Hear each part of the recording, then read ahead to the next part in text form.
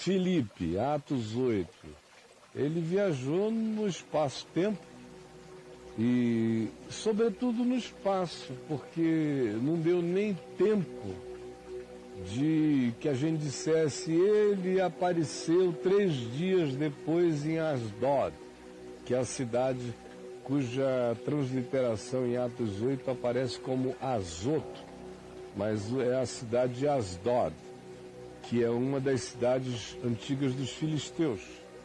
Ele estava ali no vale de Sorek, vale de Dalila e de Sansão, onde está lá o ribeiro, até hoje chamado de Ribeiro de São Filipe, onde ele batizou Filipe, e ele viajou no espaço-tempo, numa questão de segundos. Ali foi mais chocante a viagem no espaço do que no tempo, porque instantaneamente ele desapareceu daqui e apareceu em Asdod, em Azoto.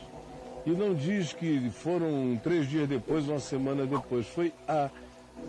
O fenômeno foi a instantaneidade. Era como eu estar aqui e a distância mais ou menos seria daqui do Lago Norte, onde eu moro, batizei alguém, me enchi de alegria no Espírito Santo e de repente fui arrebatado, fui trasladado para o Lago Sul, que é mais ou menos a distância do lugar onde o Filipe estava com o eunuco para o lugar onde ele apareceu, no meio de uma praça em Asdod. O que eu estou fazendo aqui?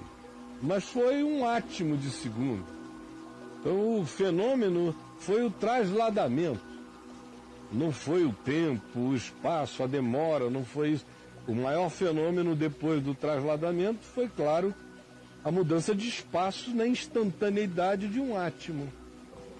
Mas isso não é importante, nem um pouco importante. São curiosidades que preenchem e fazem cócegas nos intelectos curiosos, mas não mudam a vida de ninguém, não melhora ninguém, não altera ninguém, não acontece nada de extraordinário porque a gente admite isso. Não aconteceu só no Novo Testamento, com Filipe, já aconteceu em outros lugares, no Velho Testamento. Esse fenômeno do deslocamento no espaço-tempo é comum. Já há uma quantidade enorme, milhares de registros disso que não tem absolutamente nada a ver com evangelho, com fé, com nada disso. Fenômeno, gente que estava aqui e apareceu em outro estado em instantes. Fenômenos. Então nós estamos cercados de fenômenos e que eles necessariamente não alteram a nossa vida, no máximo produzem curiosos estudiosos da fenomenologia, mas não mudam o caráter, nem a mente, nem coisa alguma. Livro de Enoque, eu dou graças a Deus que ele não está na Bíblia. Eu não acho que ele faça a menor falta no Novo Testamento. Eu o conheço muito bem, mas não sinto falta dele. Dou graças a Deus que ele não esteja. Ele fora da Bíblia já causou uma miséria na cabeça dos místicos.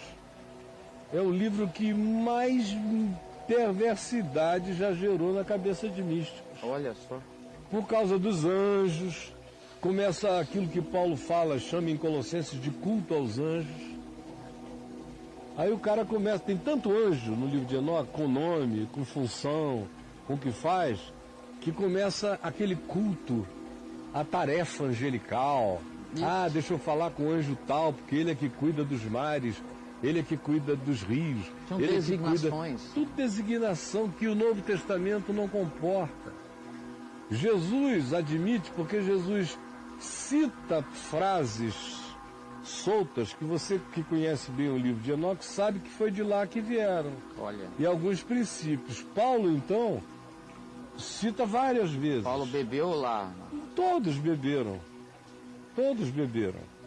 Foi escrito 300 anos antes de Jesus e não houve intelectual, nem acadêmico, nem místico, nem ninguém que tenha vivido em Israel que não tenha lido o livro de Enoque.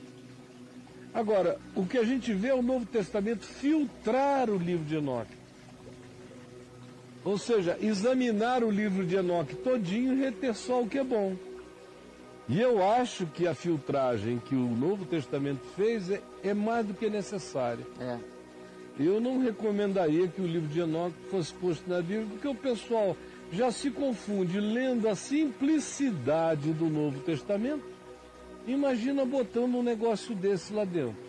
O misticismo, o pentecostalismo, que o livro de Enoque poderia suscitar, ia fazer a cabeça desse pessoal ficar 1 bilhão de vezes pior. O pessoal ia conversar com anjos. Tem seitas enoquianas, que não são cristãs, são seitas enoquianas, sociedades secretas enoquianas, fazendo magia negra, bruxaria. Eles acreditam que dentro do livro de Enoque existem códigos que quem os aprende controla a função dos anjos.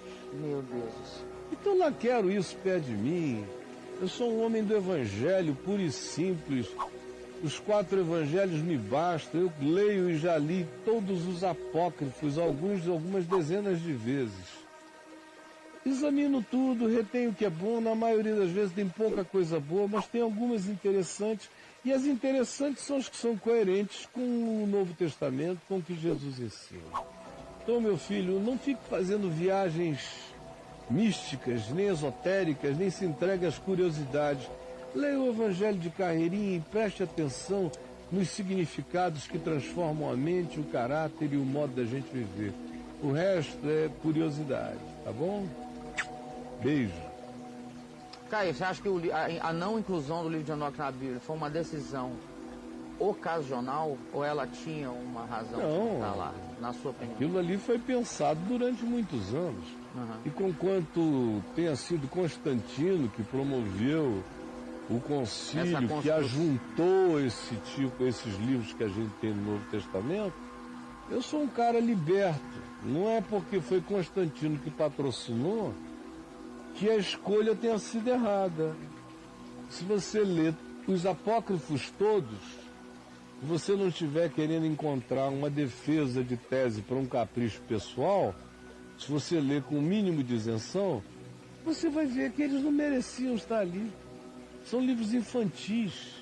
Então você acha que o time de Constantino que fez no concílio lá foi um bom time? Não era dele o time, eram os bispos da época, os pensadores da época, cristãos. Depois de muita discussão, muita polêmica, muita consideração a respeito das alternativas, acharam que a coerência era aquela. Eu, 1700 anos depois, concordo. Concorda. Lendo as outras coisas. E hoje, eu tenho também até muito mais material do que alguns deles tiveram para fazer a comparação.